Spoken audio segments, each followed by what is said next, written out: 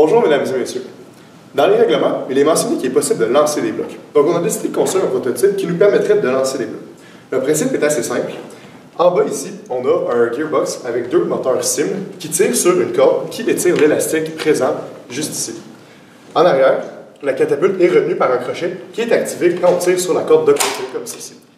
Et donc, on peut étirer les ressorts et quand on tire sur la corde, la catapulte se déclenche et on peut ainsi lancer des objets. 3, 2, 1. Comme vous avez pu le voir, la catapulte a fonctionné quand même assez bien pour lancer le bac dans la balance quand il était à 5 pieds.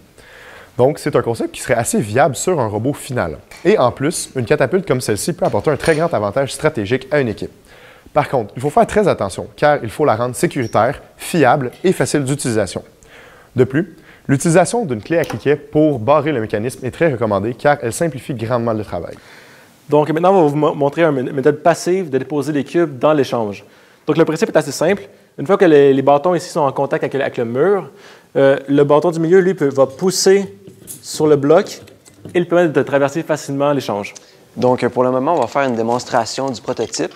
Donc, comme on peut voir, on arrive, le robot va être capable d'agripper le bac puis de le pousser tranquillement à l'intérieur, puis à l'aide des roues et nos ressorts qui nous ramènent à l'état initial, on est capable de toujours avoir la même prise sur le bac.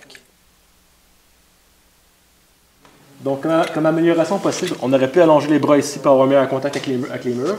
Aussi, on aurait pu avoir un meilleur système avec les springs ici pour éviter la friction inutile et avoir un mouvement plus fluide ici avec le bâton principal.